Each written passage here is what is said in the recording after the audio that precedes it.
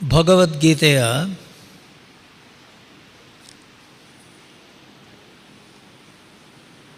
12ನೇ ಅಧ್ಯಾಯ ಭಕ್ತಿ ಯೋಗ. ಆ ಭಕ್ತಿ ಯೋಗದಲ್ಲಿ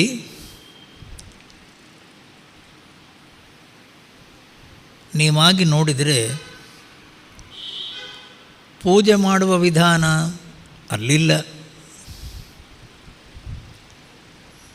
ಪೂಜಾ ಸಾಮಗ್ರಿಗಳು ಏನೇನು ಬೇಕು ಅಲ್ಲಿಲ್ಲ, ಪೂಜೆ ಮಾಡಿದವನಿಗೆ ಸಿಗುವ ಫಲ ಏನು ಅದೂ ಇಲ್ಲ. ಸ್ವಾಮೀಜಿ ಭಕ್ತಿ ಯೋಗ ಅಂತ ಅಂತಾನೆ 12ನೇ ಅಧ್ಯಾಯ. ಅದರಲ್ಲಿ ನಾವು ಏನು ಪೂಜೆ ಮಾಡ್ತೇವೆ, ನಮ್ಮ ಏನೊಂದು ಭಕ್ತಿಯ ಸಾಧನ ಅನ್ನುವ ರೀತಿಯಲ್ಲಿ ನಾವು ಕೈಂಕರ್ಯವನ್ನು ಮಾಡ್ತೇವೆ, ಅದರ ಬಗ್ಗೆ ಏನಿಲ್ಲಲ್ಲಿ.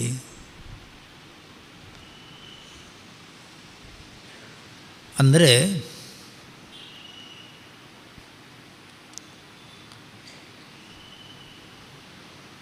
ಭಕ್ತಿ ಅನ್ನುವಂಥದ್ದೇನುಂಟು ಎಲ್ಲರೂ ಮಾಡ್ತೇವೆ. ಬೆಳಿಗ್ಗೆ ಜಪವೋ, ಪೂಜೆಯೋ, ಭಜನೆಯೋ, ಪ್ರಾರ್ಥನೆಯೋ, ಮೌನವೋ, ಧ್ಯಾನವೋ, ಏನೋ ಒಂದು ಸಾಧನ ಅನ್ನುವ ರೀತಿಯಲ್ಲಿ ಮಾಡ್ತೇವೆ.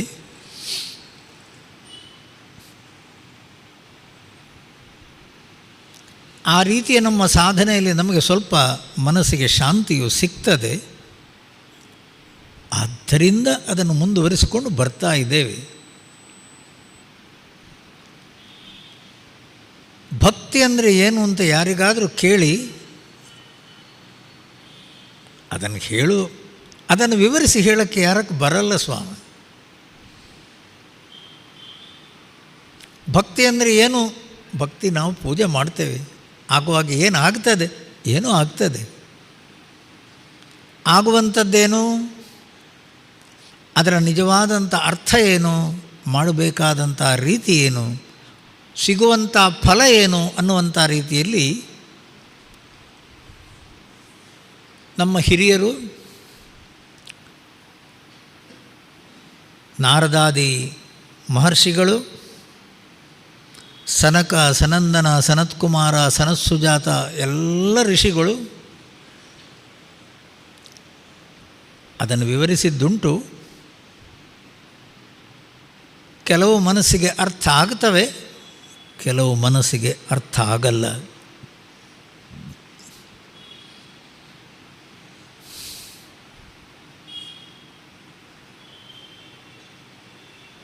ಕಣ್ಣು ಮುಚ್ಚಿಕೊಂಡು ನೀವು ಕೂತ್ಕೊಳ್ಳಬಹುದು.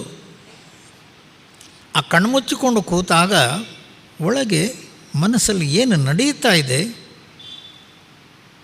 ಅದೇ ಸ್ವಾಮಿ. ಆ ಒಳಗಿನ ಮನಸ್ಸಿನ ಕಶ್ಮಲ, ಒಳಗಿನ ಮನಸ್ಸಿನ ಎಲ್ಲ ಕಷಾಯ, ಒಳಗಿನ ಎಲ್ಲ ತಕರಾರು, ಹೊಲಸು, ಅದನ್ನೆಲ್ಲವನ್ನು ಶಾಂತಗೊಳಿಸುವ ತಂತ್ರ ಭಕ್ತಿ.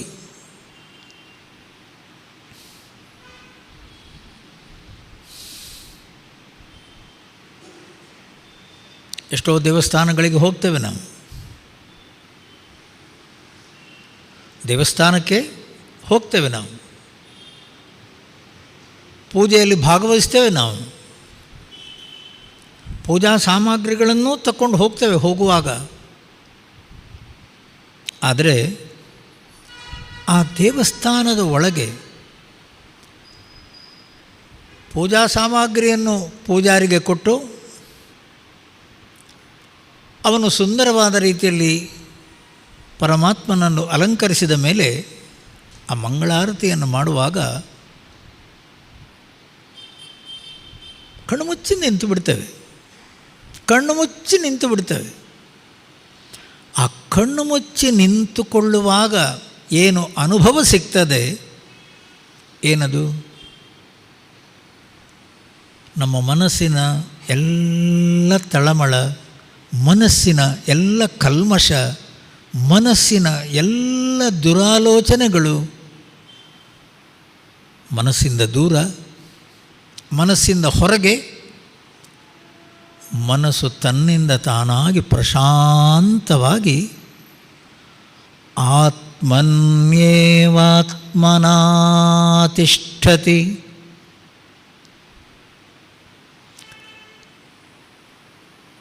ತನ್ನ ಮನಸ್ಸು ಬುದ್ಧಿಯನ್ನು ಬೆಳಗುತ್ತಾ ಇರುವ ಪರಮಾತ್ಮ ಜ್ಯೋತಿ, ಹೃದಯವನ್ನು ಬೆಳಗುತ್ತಾ ಇರುವ ಪರಮಾತ್ಮ ಜ್ಯೋತಿ, ಅಲ್ಲಿ ಮನಸ್ಸು ಪ್ರಶಾಂತವಾಗಿ ನಿಲ್ತದೆ. ಅಲ್ಲಿ ನಡೀತಾ ಇರೋದೇನೋ ಪೂಜೆ, ಆಗ್ತಾ ಇರೋದೇನೋ ಮಂಗಳಾರತಿ. ನಾವು ದೇವಸ್ಥಾನದ ಒಳಗೆ ಹೋದದ್ದೇ ಅದನ್ನು ನೋಡಬೇಕು ಅಂತನ್ನುವ ರೀತಿಯಲ್ಲೇ ಹೋದದ್ದು. ಅಲ್ಲಿ ಮಂಗಳಾರತಿ ಆಗ್ತಾ ಇರಬೇಕಾದ್ರೆ ನಮಗೆ ಗೊತ್ತಿಲ್ಲದ ಹಾಗೆ ನಾವು ಕಣ್ಮುಚ್ಚಿ ಬಿಡ್ತೇವೆ. ಹೋಗೋದಲ್ಲಿಗೆ ಒಳಗೆ. ಇಲ್ಲಿ ತನಕ ಬಂದದ್ದು ಯಾತಕ್ಕೆ? ಒಳಗೆ ಹೋಗೋದಿದ್ರೆ ಮನೆಯಲ್ಲೇ ಹೋಗ್ಬೋದಿತ್ತಲ್ಲ. ಅದಲ್ಲ, ಮನೆಯಲ್ಲಿ ಆಗಲ್ಲ. ಗಲಾಟೆ ಗದ್ದಲ ಜಾಸ್ತಿ. ಇಲ್ಲಿ ತನಕ ಬಂದು ಅಲ್ಲಿ ಪರಮಾತ್ಮನಿಗೆ ಮಂಗಳಾರತಿ ಅನ್ನುವ ರೀತಿಯಲ್ಲಿ ಅವರು ಮಂತ್ರ ಹೇಳಿಕೊಂಡು ಗಂಟಾ ಬಾರಿಸಿಕೊಂಡು ಅಲ್ಲಿ ಶಂಖನಾದ ಘಂಟಾನಾದ ಎಲ್ಲ ಆಗಬೇಕಾದ್ರೆ ಮನಸ್ಸು ಶಾಂತವಾಗಿ ನಿಲ್ಲುತ್ತೆ.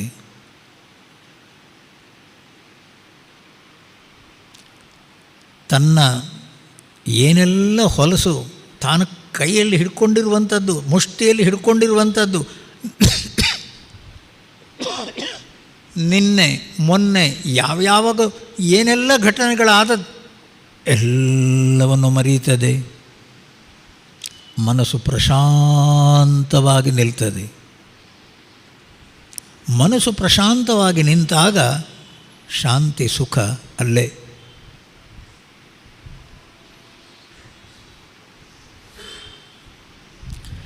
ದೇವ ಮಂದಿರ ಭಜನೆ ಪೂಜೆ ಪ್ರಸಾದಗಳು ಜೀವನದ ಅಲಂಕಾರ ಮನಸ್ಸಿನುದ್ಧಾರ.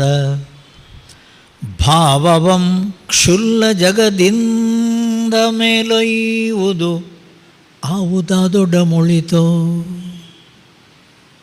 ನೀನು ಜಪ ಮಾಡ್ತೀಯೋ, ಪೂಜೆ ಮಾಡ್ತೀಯೋ, ಭಜನೆ ಮಾಡ್ತೀಯೋ, ಕೀರ್ತನೆ ಮಾಡ್ತೀಯೋ, ಮೌನವಾಗಿ ಕೂತ್ಕೋತೀಯೋ ಮಾಡು. ಆದರೆ ಆ ನಿನ್ನ ಸಾಧನೆಯಲ್ಲಿ ಮನಸ್ಸು ಪ್ರಶಾಂತವಾಗಿ ನಿಲ್ಲಬೇಕು.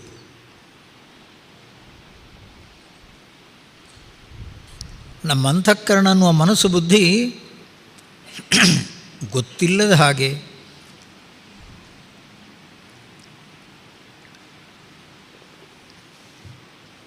ಕೊಳಕನ್ನು ಮಾಡಿಕೊಂಡಿರ್ತದೆ. ಆ ಕೊಳಕನ್ನು ಹಾಗೇ ಎತ್ಕೊಂಡು ಎಲ್ಲಿಂದೆಲ್ಲಿಗೆ ಹೋಗುವಾಗ ಮನಸ್ಸನ್ನು ಹಾಗೇ ತಗೊಂಡು ಹೋಗ್ತೇವೆ. ಕೆಳಗೆ ಹಾಕು. ಜಳಕವಾಗಿಸು ಬಾಳ್ಗೆ. ಮಲವಿರದ ಮೈಯಿರದು, ಕೊಳೆಯಿರದ ಮನವಿರದು, ಗಳಿಗೆ ಗಳಿಗೆಯ ಬೆವರೆ ಬಾಳ್ವಿಕೆಯ ಕುರುಹು. ಕೊಳೆವುದಚ್ಚರಿಯಲ್ಲ ಕೊಳೆಯದಿಹುದಚ್ಚರಿಯೋ.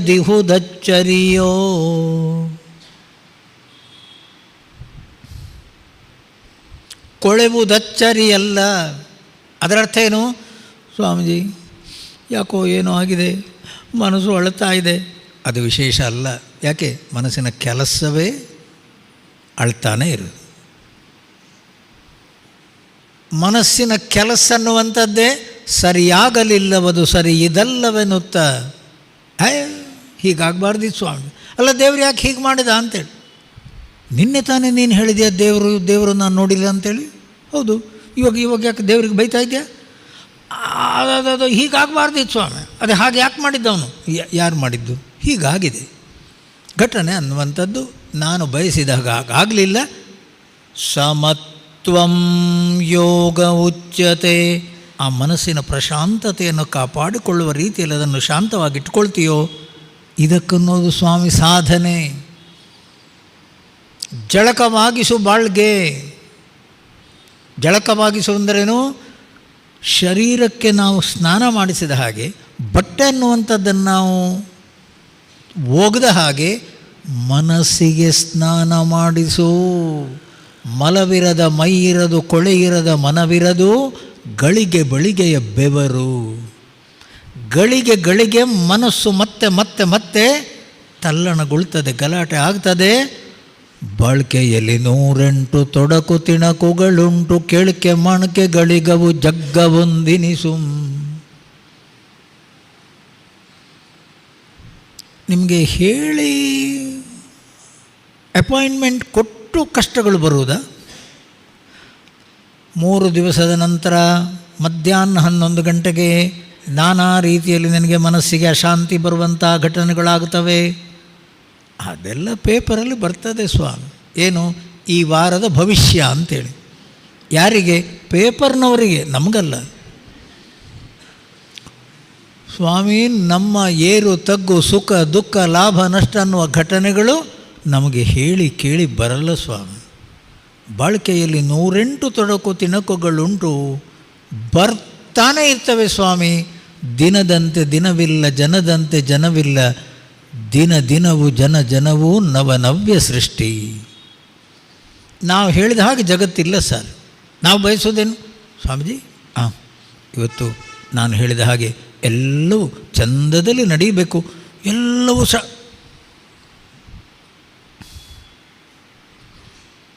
ಹೊರ ಪ್ರಪಂಚಕ್ಕೆ ನಮ್ಮ ಹೊರ ಪ್ರಪಂಚದ ವ್ಯವಹಾರ ಜಗತ್ತಿಗೆ ಕಾಲಿಟ್ಟೆವು ನಾವು. ಏರು ತಗ್ಗುಗಳ ಜಗತ್ತಿದು, ಸುಖ ದುಃಖಗಳ ಜಗತ್ತಿದು, ಲಾಭ ನಷ್ಟಗಳ ಜಗತ್ತಿದು. ನಾವು ಬಯಸಿದ ಹಾಗೆ ನಡೆಯಲ್ಲ. ವಿಷಮ ಪರಿಸ್ಥಿತಿಯ ಜಗತ್ತಿದು. ಎಲ್ಲದಕ್ಕೂ ತಯಾರಿರು.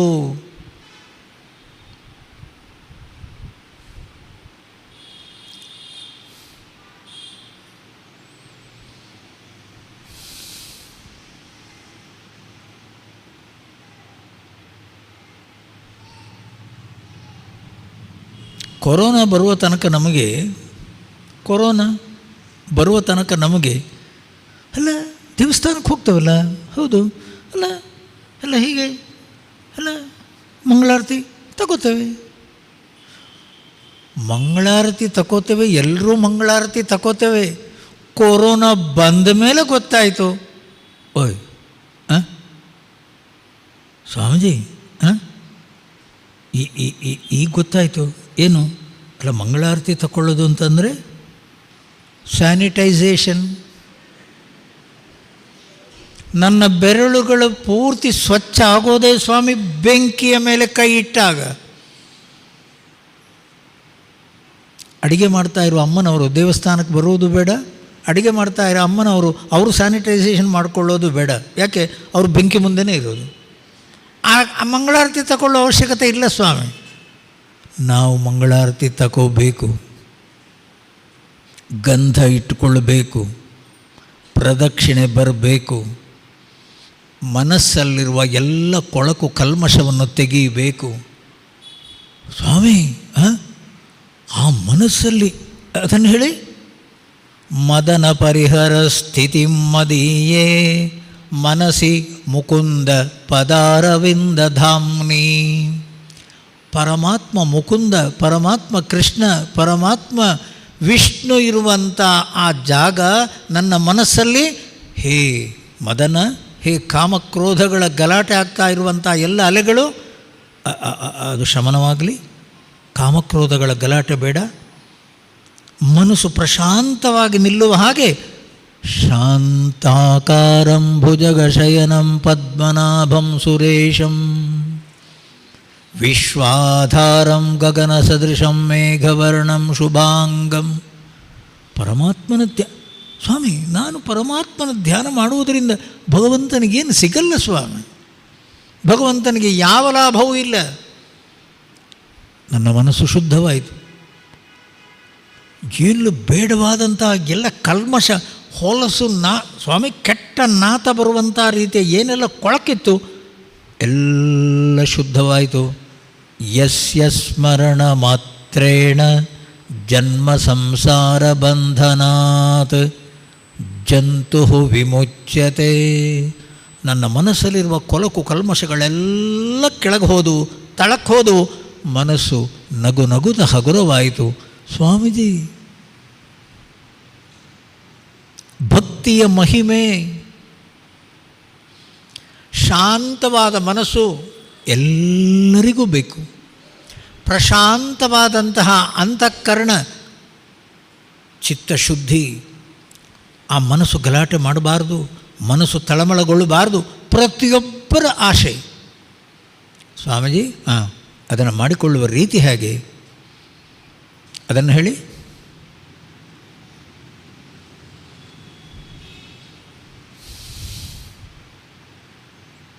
ನಮ್ಮ ಹಿರಿಯರು ಅದು ಏನೇನು ಮಾಡ್ಕೊಂಡು ಬಂದಿದ್ದರು, ಅದರ ಅರ್ಥ ಗೊತ್ತಾಗೋದು ಆಮೇಲೆ ಸ್ವಾಮಿ. ನಮಗೆ ಅರ್ಥ ಗೊತ್ತಾಗೋದು ಆಮೇಲೆ. ಮೊದಲು ಅರ್ಥ ಗೊತ್ತಾಗದಿದ್ದರು. ಆ ಹಿರಿಯರು ಏನೇನು ಮಾಡ್ಕೊಂಡು ಬಂದಿದ್ದರು ಅದನ್ನು ಮಾಡಿ ಸ್ವಾಮಿ. ಕಣ್ಣು ಮುಚ್ಚಿಕೊಂಡು ಮಾಡಿ, ಅದರ ಫಲ ಖಂಡಿತ ಸಿಗ್ತದೆ. ಅದಕ್ಕೇನು ಹೆಸರು?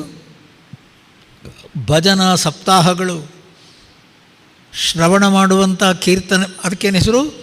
ಭಾಗವತ ಸಪ್ತಾಹಗಳು, ಗೀತಾ ಜ್ಞಾನ ಯಜ್ಞ ಸಪ್ತಾಹಗಳು. 7 ದಿವಸ ಸ್ವಾಮಿ. 7 ದಿವಸ ಅನ್ನುವ ರೀತಿಯಲ್ಲಿ ಏನಕ್ಕೋ ಸ್ವಾಮೀಜಿ.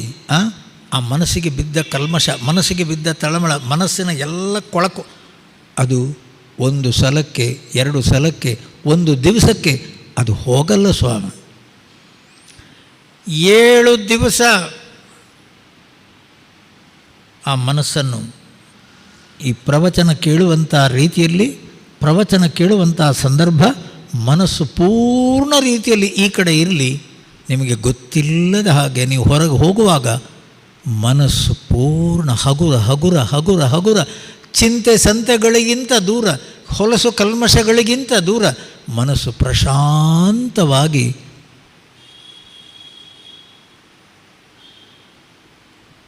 ಏಳು ದಿವಸದ ನಂತರ ಆ ಮನಸ್ಸನ್ನು ನೀವೇ ನೋಡಿ. 7 ದಿವಸದ ನಂತರ ಮನಸ್ಸನ್ನು ನೀವೇ ನೋಡಿ. ಏನದು ಸ್ವಾಮೀಜಿ? ಇವಾಗ ಅರ್ಥ ಆಯಿತು. ಏನು ಅರ್ಥ ಆಯಿತು? ಮನಸ್ಸು ಪ್ರಶಾಂತವಾಗಿದೆ, ಮನಸ್ಸು ಕಲ್ಮಶವನ್ನು ಕಳ್ಕೊಂಡಿದೆ, ಮನಸ್ಸು ಮುಂದಿನ ಜೀವನಕ್ಕೆ ಆನಂದವಾದ ರೀತಿಯಲ್ಲಿ ತಯಾರಾಗಿದೆ.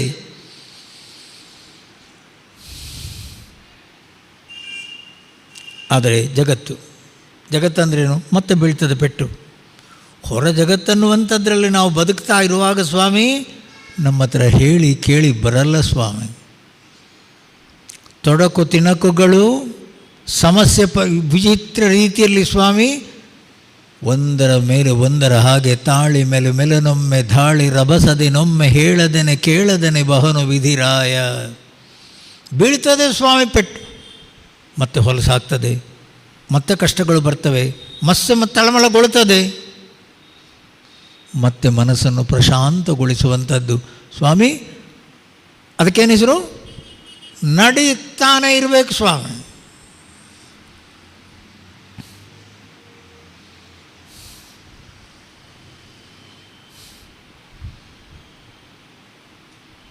ಬಾಂಬೆಯಿಂದ ಒಬ್ಬರು ಡಾಕ್ಟ್ರು, ನಮಗೆ ಪರಿಚಯ ಇರುವವರು, ಬಾಂಬೆಯಲ್ಲಿ ಅವರದ್ದೇ ಎಲ್ಲ ಹಾಸ್ಪಿಟಲ್ಗಳು ದೊಡ್ಡ ದೊಡ್ಡ ರೀತಿಯಲ್ಲಿ ನಡೀತಾ ಇರುವಂಥ ಎಲ್ಲ ವ್ಯವಹಾರ ನೋಡಿದ್ದೇವೆ. ಬೆಂಗಳೂರಿಗೆ ಬಂದರು. ಬೆಂಗಳೂರಿಗೆ ಬಂದಿದ್ದಾರಲ್ಲ ಅನ್ನುವ ರೀತಿಯಲ್ಲಿ ಕರೆದೆ. ಇಂದಿರಾನಗರದಲ್ಲಿ ನಮ್ಮದು ಒಂದು ಹಾಸ್ಪಿಟಲ್ ಇದೆ, ಚಿನ್ಮಯ ಮಿಷನ್ ಹಾಸ್ಪಿಟಲ್. ಅಲ್ಲ, ಅಲ್ಲಿಗೆ ಬನ್ನಿ ಅಂತ ನಿಮಗೇನು ಆಮಂತ್ರಣ ಕೊಡೋಲ್ಲ, ನಿಮ್ಮ ಆರೋಗ್ಯ ಚೆನ್ನಾಗಿರಲಿ. ಅಲ್ಲಿ ಬಂದು ಅಡ್ಮಿಟ್ ಆಗುವಂಥದ್ದು ಆಗೋದು ಬೇಡ, ಅಲ್ಲಿ ಬರೋದು ಬೇಡ. ಎಷ್ಟೋ ಜನ ನಮ್ಮ ಹತ್ರ ಕೇಳ್ತಾರೆ, ಸ್ವಾಮೀಜಿ ಹಾಸ್ಪಿಟಲ್ ಹೇಗೆ ನಡೀತಾ ಇದೆ? ಏನು ಉತ್ತರ ಕೊಡೋದು? ಏನು ಉತ್ತರ ಕೊಡೋದು ಸ್ವಾಮಿ? ಚೆನ್ನಾಗಿ ನಡೀತಾ ಇದೆ ಅಂತಂದ್ರು, ದಿನ ಎಷ್ಟು ಜನ ಸಾಯ್ತಿದ್ದಾರೆ ಸ್ವಾಮಿ. ಏನು ಕತೆ? ಅದಲ್ಲ, ಅವರು ಬಂದಿದ್ದಾರೆ, ಬಂದವರಿಗೆ ಅವರನ್ನು ಕರ್ಕೊಂಡು ಹೋದೆ. ನಮ್ಮ ಹಾಸ್ಪಿಟಲ್ ಕೂಡ ನೋಡಿ, ನಿಮ್ಮದೆಲ್ಲ ದೊಡ್ಡ ದೊಡ್ಡ ಹಾಸ್ಪಿಟಲ್ ಬಾಂಬೆಯಲ್ಲಿ, ನಮ್ಮದೊಂದು ಸಣ್ಣ ರೀತಿಯಲ್ಲಿ ಏನೋ ಒಂದು ಗುರುದೇವ್ ಸಮಾಜ ಸೇವೆ ಅನ್ನುವ ರೀತಿಯಲ್ಲಿ ನಮ್ಮ ಚಿನ್ಮಯ ಮಿಷನ್ ಮೆಂಬರ್ಸಿಗೆ ಒಂದು ಅವಕಾಶ ಅನ್ನುವ ರೀತಿಯಲ್ಲಿ ಮಾಡಿಕೊಟ್ಟರು. ನೋಡಿ ಬನ್ನಿ, 1.5 ಗಂಟೆ ಹೋದರು. ಮೆಡಿಕಲ್ ಡೈರೆಕ್ಟರ್ ಎಲ್ಲ ತೋರಿಸಿದರು. ಎಲ್ಲ ಆದಮೇಲೆ ಹಿಂದೆ ಬಂದರು. ಹಿಂದೆ ಬಂದವರು ಒಂದು ಮಾತು ಹೇಳಿದರು, ಎಲ್ಲ ಚೆನ್ನಾಗಿದೆ, ಎಲ್ಲ ವ್ಯವಸ್ಥೆ ಎಲ್ಲ ಚೆನ್ನಾಗಿದೆ, ತಿಳಿದವರೆಲ್ಲ ಡಾಕ್ಟರ್ಗಳೆಲ್ಲ ಇದ್ದಾರೆ. ಒಂದು ಮಾತು ಕೇಳಿದರು, ಏನು? ಅಲ್ಲ, ನೀವು ನೆಲ ಸ್ವಚ್ಛ ಮಾಡೋದು, ನೆಲ ಸಾರಿಸೋದೆಲ್ಲ ಯಾವಾಗ ಅಂತ. ನನಗೆಲ್ಲ ಗೊತ್ತಿಲ್ಲ, ಹಾಸ್ಪಿಟ್ಲ್ ಅವ್ರಿಗೆ ಮೇಂಟೆನೆನ್ಸ್ ಅವರಿಗೆ ಕೇಳಬೇಕು. ಕರೆದೆ, ಕೇಳಿದೆ. ಅದು ಬೆಳಿಗ್ಗೆ ಒಂದೇ ಸಲ ಅಂದರು. ನಾವೆಲ್ಲ ಮನೆ ಸಾರಿಸೋಲ್ವ? ಕೆಲವು ಮನೆಯಲ್ಲಿ 2 ಸಲ ಸಾರಿಸ್ತಾರೆ ಸ್ವಾಮಿ, ಅದು ನೋಡಿದ್ದೇನೆ. ಕೆಲವು ಮನೆಯಲ್ಲಿ ಬೆಳಿಗ್ಗೆ 1 ಸಲ, ಸಂಜೆ 1 ಸಲ, 2 ಸಲ ಸಾರಿಸ್ತಾರೆ. ನಮ್ಮ ಹಾಸ್ಪಿಟ್ಲ್ ಬೆಳಿಗ್ಗೆ ಒಂದೇ ಸಲ. ಯಾಕೆ? ಅದೇ ಅಷ್ಟೇ. ಮತ್ತೆ ಕಸ ಬಿದ್ದರೆ ಅದು ಹಾಗೇ ಇರಬೇಕು, ಮತ್ತೆ ಅದು ಕ್ಲೀನ್ ಆಗೋದು ಅದು ನಾಳೆ ಬೆಳಿಗ್ಗೆನೇ. ಅವರು ಡಾಕ್ಟ್ರು ಒಂದು ಹೇಳಿದರು, ಸ್ವಾಮೀಜಿ ಇದು ಒಂದು ನಿರ್ಧಾರ ಮಾಡಬೇಕು, ಪ್ರತಿಯೊಂದು ಗಂಟೆನೂ ಸ್ವಚ್ಛತೆ ನಡೀತಾನೇ ಇರಬೇಕು. ಓ, ಅದು ನೋಡಿದ್ದು ನಾನು ಏರ್ಪೋರ್ಟಲ್ಲಿ ಮಾತ್ರ. ಏರ್ಪೋರ್ಟಿಗೆ ನೀವು ಹೋದರೆ, ಅಲ್ಲ ಈಗ ಸ್ವಲ್ಪ ರೈಲ್ವೆ ಸ್ಟೇಷನ್ ಕೂಡ ಸ್ವಚ್ಛ ಆಗಿದೆ. ರೈಲ್ವೆ ಸ್ಟೇಷನ್ ಕೂಡ ಸ್ವಚ್ಛ ಆಗಿದೆ ಸ್ವಾಮಿ. ನಮ್ಮಿಂದಾಗೆಲ್ಲ ನಾವಿರೋದೇ ಸ್ವಾಮಿ ಹಾಳು ಮಾಡೋಕ್ಕೆ. ನಾವಿರೋದೇ ಅಲ್ಲಿ ಎಲ್ಲಿಯಾದರೂ ಸ್ವಚ್ಛತೆ. ಕೈಯಲ್ಲಿ ಚಾಕ್ಲೇಟ್ ತೆಗೆ, ಚಾಕ್ಲೇಟ್ ಪಟ್ಟ ಹಾಕಿ ಕೆಳಗೆ ಹಾಕಿ ಆಯಿತು. ಯಾಕೆ? ಮತ್ತು ಇರೋದೇನಕ್ಕೆ ನಾವು? ಯಾರು ಕ್ಲೀನ್ ಮಾಡಬೇಕು? ಅದವರು ಇದ್ದಾರಲ್ಲ ಸ್ಟಾಫ್, ಅವ್ರು ಕ್ಲೀನ್ ಮಾಡಲಿ. ನೀನು ಕೆಳಗೆ ಹಾಕದಿದ್ದರೆ ಅದನ್ನೇ ಜೋಬಲ್ಲಿ ಇಟ್ಕೊಂಡು ಮನೆಗೆ ಹೋಗಿ ಕಸದ ಬುಟ್ಟಿಯಲ್ಲಿ ಹಾಕಿದರೆ ಸ್ವಲ್ಪ ಕೆಲಸ ಒಳ್ಳೆಯದಾಗುತ್ತಲ್ಲ. ಅಷ್ಟೆಲ್ಲ ಎಲ್ಲಿ ಸ್ವಾಮಿ ನಮಗೆ? ನೀವು ಆಲೋಚನೆ ಮಾಡಿ. ಅವರು ಡಾಕ್ಟ್ರು ಒಂದು ಮಾತು ಹೇಳಿದರು, ಏನು? ಸ್ವಚ್ಛತೆ ಅನ್ನುವಂಥದ್ದು ಸ್ವಾಮೀಜಿ ಎವ್ರಿ ಅವರ್. ಕಸ ಬಿತ್ತೋ ಇಲ್ಲೋ ಆ ಪ್ರಶ್ನೆ ಬೇರೆ. ಒರೆಸ್ತಾನೆ ಇರಬೇಕು, ಸಾರಿಸ್ತಾನೆ ಇರಬೇಕು, ಗುಡಿಸ್ತಾನೆ ಇರಬೇಕು, ಸಾರಿಸ್ತಾನೆ ಇರಬೇಕು. ಓ, ಆಮೇಲೆ ನಮ್ಮ ಡೈರೆಕ್ಟ್ರಿಗೆ ನಾನೇ ಕರೆದು ಹೇಳಿದೆ, ಇಲ್ಲ ಬಾಂಬೆಯಿಂದ ಬಂದರು ಡಾಕ್ಟರು, ಇದನ್ನು ಬರೆದು ಕೊಟ್ಟಿದ್ದಾರೆ, ನಿಮಗೆ ಕೊಟ್ಟಿದ್ದೇನೆ, ಇದನ್ನು ನೋಡಿ ಅಂತೇಳಿ. ಸ್ವಾಮಿ, ಏರ್ಪೋರ್ಟಿಗೆ ನೀವು ಹೋಗಿ ಎಲ್ಲೇ ನಿಮಗೆ ಕಸ ಸಿಗಲ್ಲ ಸ್ವಾಮಿ. ಕಂಟಿನ್ಯೂವಸ್, ಅದಕ್ಕೇನು ಹೆಸರು? 24/7, 24 ಗಂಟೆನೂ ಸಾರಿಸ್ತಾನೇ ಇರ್ತಾರೆ, ಕಸ ತೆಗಿತಾನೇ ಇರ್ತಾರೆ. ಒಂದು ಕಸ ಕೆಳಗೆ ಬೀಳಕ್ಕೆ ಬಿಡಲ್ಲ ಸ್ವಾಮಿ. ನಮ್ಮ ಮನಸ್ಸಿನ ಕತೆ ಹೇಳಿ, ನಮ್ಮ ಮನಸ್ಸಿನ ಕತೆ ಹೇಳಿ.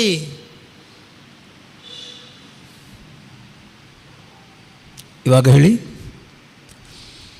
ನಮ್ಮ ಹಿರಿಯರು ಪೂಜೆ ಮಾಡು, ಜಪ ಮಾಡು, ಪ್ರಾರ್ಥನೆ ಮಾಡು, ದೇವಸ್ಥಾನಕ್ಕೆ ಹೋಗು, ಜಪ ಕೂತ್ಕೋ, ಧ್ಯಾನ ಮಾಡು. ಯಾರಿಗೆ? ಯಾರಿಗೆ? ಅದನ್ನೆಚ್ಚರದಿ ನೋಡು, ಅದನ್ನೆಚ್ಚರದಿ ನೋಡು. ಮನಸ್ಸನ್ನುವಂಥದ್ದು ಹೇಗೆ ಹೇಗೆ ಕುಣಿತಾ ಇದೆ, ಎಲ್ಲಿ ತಾಳ ತಪ್ಪಿದೆ, ಎಲ್ಲಿ ಗೋಳಾಡ್ತಾ ಇದೆ, ಎಲ್ಲಿ ಗಟ್ಟಿ ಹಿಡ್ಕೊಂಡಿದೆ ಹೊಲಸನ್ನು, ಅದನ್ನು ಬಿಡಿಸಬೇಕು, ಅದನ್ನು ಬಿಡಿಸಬೇಕು. ಸ್ವಾಮಿ, ಭಗವಂತ ನಮಗೆ ಕೊಟ್ಟಿರೋದು ಒಂದು ಮನಸ್ಸು. ಆ ಒಂದು ಮನಸ್ಸನ್ನು ನಾವು ಸಂತೋಷವಾಗಿಟ್ಟುಕೊಳ್ಳುವ ಹಾಗೆ, ಆನಂದವಾಗಿಟ್ಟುಕೊಳ್ಳುವ ಹಾಗೆ ನಾವು ಪ್ರಯತ್ನ ಮಾಡಲ್ವೇ? ಪೆಟ್ಟು ಬೀಳ್ತದೆ, ಹೌದು. ನೋವು ಆಗ್ತದೆ, ಹೌದು. ಬದುಕೊಂದು ಕದನವೆಂದಂಜಿ ಬಿಟ್ಟೋಡುವನು, ವಿಧಿಯ ಬಾಯಿಗೆ ಕವಳವಾಗದುಳಿಯುವನೇ. ಎದೆಯ ನೊಕ್ಕಾಗಿಸಿ ಮತಿ ಗದೆಯ ಪಿಡಿದು ನೀನ್ ಎದುರು ನಿಲು. ಮನಸ್ಸಲ್ಲಿ ಎಲ್ಲವನ್ನು ತಡ್ಕೊಳ್ತೇನೆ, ಎಲ್ಲವನ್ನು ನನ್ನ ಮನಸ್ಸಲ್ಲಿ ಯಾವ ರೀತಿಯ ಪೆಟ್ಟು ಬಿದ್ದರೂ ಅದನ್ನು ಶಾಂತಿಯಿಂದ ಎದುರಿಸ್ತೇನೆ. ಬುದ್ಧಿ ಮಾತಿದು ನಿನಗೆ ಸಿದ್ಧನಿರು ಎಲ್ಲಕುಂ ಎದ್ದು ಕುಣಿಯಲಿ ದೈವ ಕರ್ಮ ನಿದ್ರಿಸಲಿ. ಅದ್ಭುತಗಳರಿದಲ್ಲ ಭವ್ಯಕ್ಕೆ ಹದ್ದಿಲ್ಲ, ಸಿದ್ಧನಾಗು ಎಲ್ಲಕ್ಕೂ. ಯಾವ ಯಾವ ರೀತಿಯ ಘಟನೆಗಳು ಬೇಕಾದರೂ ಬರಲಿ, ಎದುರಿಸ್ತೇನೆ. ಮನಸ್ಸಿನ ಪ್ರಶಾಂತತೆ ಒಂದನ್ನು ನಾನು ಕಳ್ಕೊಳ್ಳುವುದಿಲ್ಲ ತಮ್ಮ. ಇದಕ್ಕನ್ನೋದು ತಮ್ಮ ಭಕ್ತಿಯ ಮಹಿಮೆ. ಅಂತಾನೋ ಮಿಂತಾನೋ ಮೆಂತೋ ನಿನಗಾದಂತೆ, ಶಾಂತಿಯನೆ ನೀನರ ಸುಮನ ಕೆರಳಿದಂದು. ಸಂತವಿಡುತ್ತೊಮ್ಮೆ ಶಿಕ್ಷಿಸು ತೊಮ್ಮೆ ಶಿಶುವೆಂದು, ಸ್ವ ಅಂತಮಂ ತಿದ್ದುತ್ತಿರು. ನಿನ್ನ ಅಂತಃಕರಣವನ್ನು ನಾನಾಗಿ ನೋಡಿಕೊಂಡು ಅದು ಎಲ್ಲಿ ಗೋಳಾಡ್ತದೆ, ಎಲ್ಲಿ ಕೊಳಕನ್ನು ಹಿಡ್ಕೊಂಡಿದೆ, ಎಲ್ಲಿ ಗಟ್ಟಿಯಾಗಿ ಅದು ಅಳ್ತಾ ಇದೆ, ಆ ನೋವು ಬೇನೆ ಅಳು ಅದನ್ನೆಲ್ಲ ಬಿಡಿ, ಆ ಮನಸ್ಸಿಂದ ದೂರ ಮಾಡು. ಮನಸ್ಸನ್ನು ಪ್ರಶಾಂತವಾಗಿಟ್ಟುಕೊಳ್ತೇನೆನ್ನುವಂಥ ರೀತಿಯ ವ್ರತ.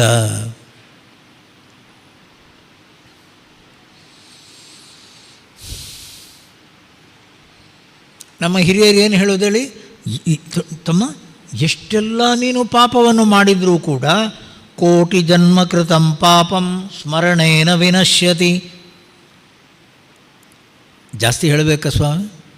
ಕೋಟಿ ಜನ್ಮ ಕೃತಂ ಪಾಪಂ, ಎಷ್ಟೆಷ್ಟು ಕೋಟಿ ಜನ್ಮದಲ್ಲಿ ನೀನು ಪಾಪಗಳನ್ನು ಮಾಡಿದರೂ ಕೂಡ ಶ್ರೀರಾಮ ಜಯ ರಾಮ ಜಯ ಜಯ ರಾಮ, ಶ್ರೀರಾಮ ಜಯ ರಾಮ ಜಯ ಜಯ ರಾಮ. ಕೋಟಿ ಜನ್ಮ ಕೃತಂ ಪಾಪಂ, ಎಷ್ಟೆಷ್ಟು ಜನ್ಮಗಳಲ್ಲಿ ನೀನು ಮಾಡಿಕೊಂಡಂಥ ಪಾಪದ ರಾಶಿ ಕೂಡ ಕ್ಷಣ ಮಾತ್ರದಲ್ಲಿ ಹೋಗ್ತದೆ ಕಣೋ. ರಾಮ ಅಂತನ್ನು, ನಮಃ ಶಿವಾಯ ಅಂತನ್ನು, ಕೃಷ್ಣಂ ವಂದೇ ಜಗದ್ಗುರುಂ.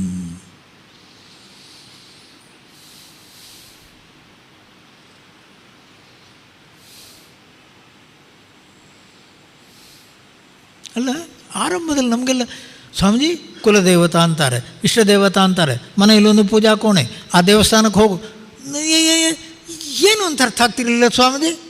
ನೆನಪಿರಲಿ, ನಮ್ಮ ತಂದೆ, ಅವರ ತಂದೆ, ಅವರ ತಂದೆ, ಅಜ್ಜ ಪಿಜ್ಜ ಮುತ್ತಜ್ಜ, ಈಗ ನಾನು, ಎಷ್ಟೆಷ್ಟು ತಲಾಂತರಗಳಿಂದ ತಲಾಂತರಗಳಿಂದ ನಾವು ಶಿವನನ್ನು ಪೂಜೆ ಮಾಡಿಕೊಂಡು ಬಂದವರು. ನಮಃ ಶಿವಾಯ ಅಂತಂದರೆ ಸಾಕು ಸ್ವಾಮೀಜಿ, ಮನಸ್ಸು ಪ್ರಶಾಂತವಾಗಿ ನಿಲ್ತದೆ. ನಮಃ ಶಿವಾಯ ಅಂತಂದರೆ ಸಾಕು, ಮನಸ್ಸು ಪ್ರಶಾಂತವಾಗಿ ನಿಲ್ತದೆ. ರಾಮನ ಭಕ್ತನು ಶ್ರೀರಾಮ ಅಂತನು, ಅಲ್ಲ ಶ್ರೀ ಕೂಡ ಬೇಡ ಸ್ವಾಮಿ, ರಾಮ 2 ಅಕ್ಷರಗಳು ಸಾಕು. ವಾಲ್ಮೀಕಿ ಅವನ ಆರ್ಗಬೇಕಾದ್ರೆ ರತ್ನಾಕರಣಿಗೆ ನಾರದ ಮಹರ್ಷಿಗಳು ಕೊಟ್ಟಂಥ 2 ಅಕ್ಷರಗಳು ಮ ರ, ರಾಮ ಅಲ್ಲ ಉಲ್ಟ, ಮ ರ, ರಾಮ ರ. ಆ ರಾಮ ಅನ್ನುವ 2 ಅಕ್ಷರಗಳು ಸ್ವಾಮಿ ಆ ಮನಸ್ಸನ್ನು ಪ್ರಶಾಂತಗೊಳಿಸ್ತವೆ. ಮನಸ್ಸಿನ ತಳಮಳವನ್ನು, ಮನಸ್ಸಿನ ಕಶ್ಮರವನ್ನೆಲ್ಲ ತೆಗೀತವೆ. ಮನಸ್ಸು ಪರಮಾತ್ಮನಲ್ಲಿ ಒಂದಾಗಿ ನಿಲ್ಲುವ ಹಾಗೆ ಸಹಕರಿಸ್ತವೆ.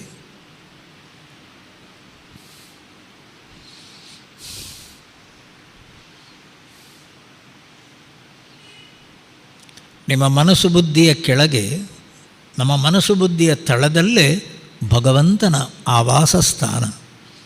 ಅದಕ್ಕೇನು ಹೆಸರು? ನೀವು ವೈಷ್ಣವರೋ ವೈಕುಂಠ, ನೀವು ಶೈವರೋ ಕೈಲಾಸ. ಎಲ್ಲಿ? ಮನಸ್ಸು ಬುದ್ಧಿಯ ತಳ ಸ್ವಾಮಿ. ಎಲ್ಲಿ ನೀವು ನಾನು ನಾನು ನಾನು ಅಂತನ್ನೋದು? ಬೆಳಿಗ್ಗೆ ಎದ್ದ ಕೂಡಲೇ ನಾನು ನೀನವನು ತಾನೆನುತ ಗುರುತಿಸಿಕೊಳ್ಳುವ ಭಾನಶಕ್ತಿ, ಆ ಚೈತನ್ಯಾತ್ಮಕ ಶಕ್ತಿ ಎಲ್ಲಿಂದ ಸ್ಫುರಣಗೊಳ್ತಾ ಇರೋದು? ಹೃದಯದಲ್ಲಿ. ಹೃದಯ ಅಂದ್ರೇನು? ಮನಸ್ಸು ಬುದ್ಧಿ.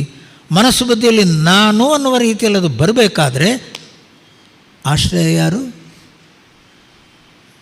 ಆಶ್ರಯ ಯಾರು? ಸರ್ವಸ್ಯ ಚಾಹಂ ಹೃದಯ ಸನ್ನಿವಿಷ್ಟಃ.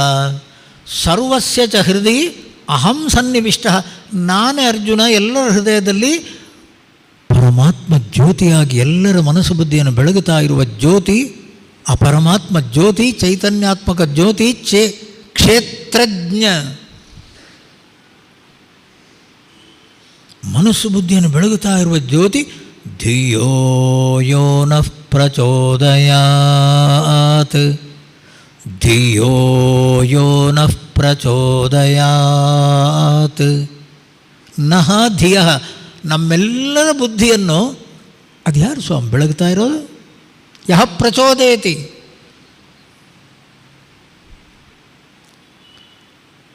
ಪರಮಾತ್ಮ ಜ್ಯೋತಿ.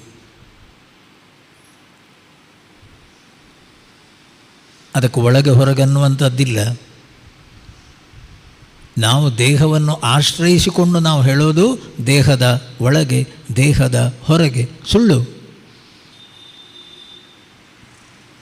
ಸ್ವಾಮಿ, ರಾತ್ರಿ ನೀವು ಮಲಗಿದಾಗ, ರಾತ್ರಿ ನೀವು ನಿದ್ದೆಗೆ ಹೋದ ಕೂಡಲೇ ಇದು ನಾನನ್ನುವ ಭ್ರಾಂತಿ ಅನ್ನುವಂಥದ್ದು ಹೋಯಿತು. ಒಳಗು ಹೊರಗು, ಒಳಗು ಹೊರಗು. ಎಲ್ಲಿ ಸಾರ್ ನೀವು? ಸ್ವಾಮಿ, ಈಗಲೂ ಎದ್ದಾಗಲೂ ಮೇಲೆ ಕೆಳಗೊಳಗೆ ಬಳಿಸುತ್ತಲೆತ್ತೆತ್ತಲು ಮೂಲೆ ಮೂಲೆಯಲ್ಲಿ ವಿದ್ಯುಲ್ಲ ಹರಿವೊಂದು ಧೂಲಿಕಣ ಭೂಗೋಳ ರವಿಚಂದ್ರ ತಾರೆಗಳ ಚಾಲಿಪುದು. ಆ ನಾನನ್ನುವ ಜ್ಯೋತಿ ದೇಹದ ಒಳಗೆ ಮಾತ್ರ ಅಲ್ಲ, ತಪ್ಪು ತಿಳ್ಕೊಬೇಡಿ. ನಾನನ್ನುವ ಜ್ಯೋತಿ ದೇಹದ ಒಳಗೆ, ದೇಹದ ಹೊರಗೆ. ಅಂತರ್ಬಹಿಶ್ಚ ತತ್ಸರ್ವಂ ವ್ಯಾಪ್ಯ ನಾರಾಯಣ ಸ್ಥಿತಃ. ದೇಹದ ಒಳಗಲ್ಲ, ದೇಹದ ಒಳಗೆ, ದೇಹದ ಹೊರಗೆ, ಎಲ್ಲೆಲ್ಲೂ ಬೆಳಗುತ್ತಾ ಇರುವ ಜ್ಯೋತಿ ನಾನು.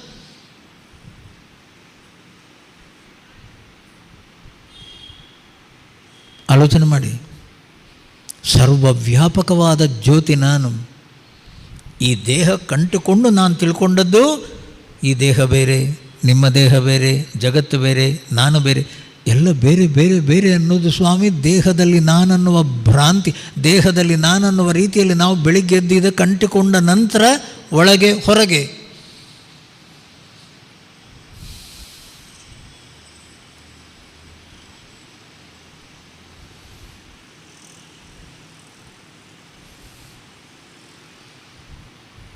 ಎಲ್ಲೆಲ್ಲೂ ಬೆಳಗುತ್ತಾ ಇರುವ ಜ್ಯೋತಿ ನಾನು.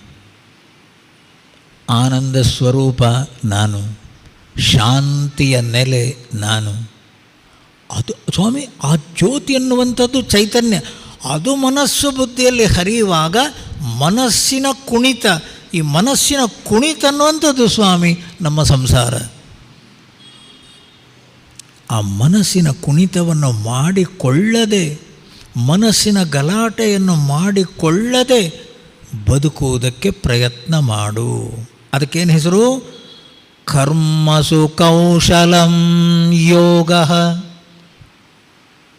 ಕರ್ಮಕ್ಷೇತ್ರೇ, ಹೊರ ಪ್ರಪಂಚದಲ್ಲಿ ವ್ಯವಹಾರದಲ್ಲಿದ್ದು ಮನಸ್ಸಿನ ತಳಮಳವನ್ನು ಮಾಡಿಕೊಳ್ಳದೆ ಸಮಾಧಾನವಾದ ಮನಸ್ಸಿಂದ ನಾನು ಬದುಕ್ತೇನೆ ಸ್ವಾಮೀಜಿ, ಯೋಗಿ ಕಣಯ್ಯ.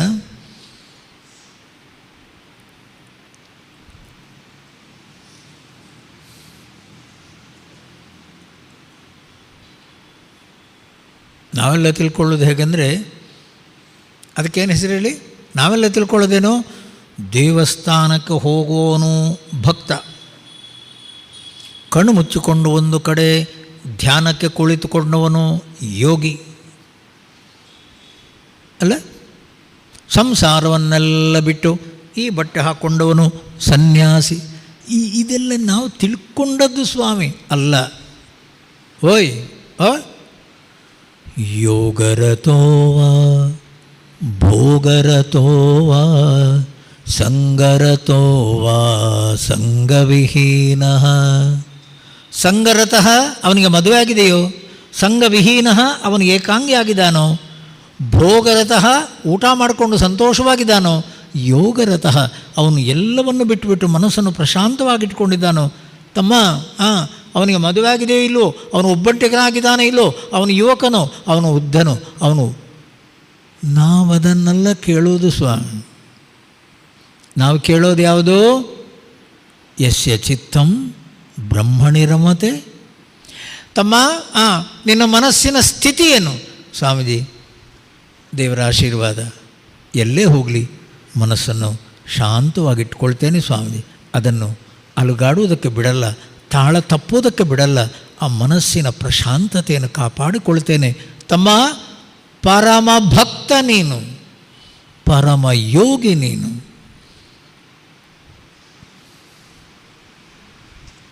ಇವಾಗ ಹೇಳಿ, ನಾವೆಲ್ಲ ತಿಳ್ಕೊಳ್ಳೋದೇನು? ದೇವಸ್ಥಾನಕ್ಕೆ ಯಾರು ಹೋಗ್ತಾನೋ, ದೇವರ ಪೂಜೆಗೆ ಏನು ಸಾಮಗ್ರಿಗಳನ್ನು ತಗೊಂಡು ಹೋಗ್ತಾನೋ, ಶಲ್ಯ ಕಂಚ ಕಚ್ಚ ಪಂಚ ಉಟ್ಕೊಂಡಿದ್ದಾನೋ, ವಿಭೂತಿಯನ್ನು ಹಚ್ಚಿಕೊಂಡಿದ್ದಾನೋ, ರುದ್ರಾಕ್ಷಿಯನ್ನು ಹಾಕ್ಕೊಂಡಿದ್ದಾನೋ, ಚಪ್ಪಲಿ ಹಾಕ್ಕೊಳ್ಳಿಲ್ಲ, ಮಣ ಮಂತ್ರ ಹೇಳ್ಕೊಂಡು ಅವನು ಹೋಗ್ತಿದ್ದಾನೆ ಸ್ವಾಮೀಜಿ, ಅವನು ಭಕ್ತ ಅಲ್ಲ. ಇದು ವೇಷಭೂಷಣಗಳಲ್ಲಿಲ್ಲ, ಯಾವುದೇ ರೀತಿಯ ಪೂಜಾ ಸಾಮಗ್ರಿಗಳ ಲಕ್ಷಣವಲ್ಲ. ಯಸ್ಯ ಚಿತ್ತಂ ಪ್ರಶಾಂತವಾಗಿದೆಯೋ, ಯಾರ ಮನಸ್ಸು ಏರು ತಗ್ಗುಗಳ ಮಧ್ಯೆ, ಸುಖ ದುಃಖಗಳ ಮಧ್ಯೆ, ಲಾಭ ನಷ್ಟಗಳ ಮಧ್ಯೆ ತನ್ನ ಮನದಾಟಗಳ ತಾನೇ ನೋಡುತ್ತ ನಗುವ, ತನ್ನೊಳಗೆ ತಾನಿರುವರಾದವಲು ಬಾಳ್ವ, ಚಿನ್ಮಾತ್ರವನು ಬೇರೆ ಬಗೆದು ಜಾನಿಪ ಚತುರ ಧನ್ಯತೆಯ ಕಂಡವನು, ಅವನು ಪರಮ ಭಕ್ತ. ಯಾರು ಹೇಳಿ? ಮನಸ್ಸಿನ ತಳಮಳವನ್ನು ಮಾಡಿಕೊಳ್ಳದವನು, ಮನಸ್ಸಿನ ಹೊಲಸನ್ನು ಮಾಡಿಕೊಳ್ಳದವನು, ಮನಸ್ಸಿನ ಪ್ರಶಾಂತತೆಯನ್ನು ಉಳಿಸಿಕೊಳ್ಳುವ ರಹಸ್ಯವನ್ನು ಕಲಿತವನು, ಪರಮಾತ್ಮನಿಗೆ ಅತ್ಯಂತ ಪ್ರಿಯನಾದವನು ಸ್ವಾಮಿ.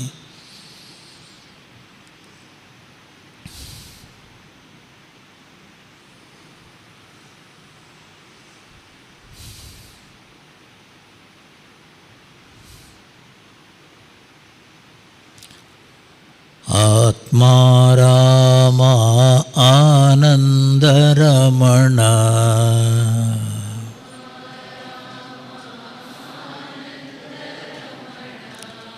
ಅಚ್ಯುತ ಕೇಶವ ಹರಿನಾರಾಯಣ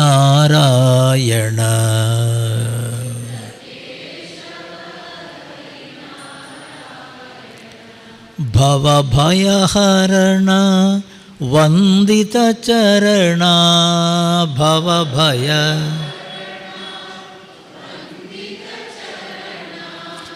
ರಘುಕುಲಭೂಷಣ ರಾಜೀವಲೋಚನ,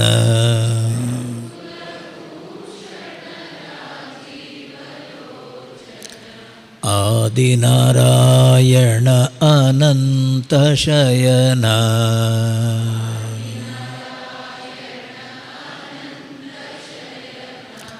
ಸಚ್ಚಿದಾನಂದ ಸತ್ಯನಾರಾಯಣ,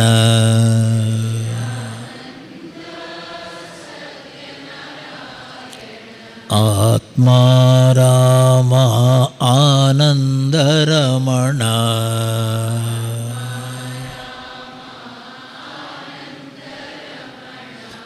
ಆನಂದರಮಣ. सद्गुरुनाथ महाराज की।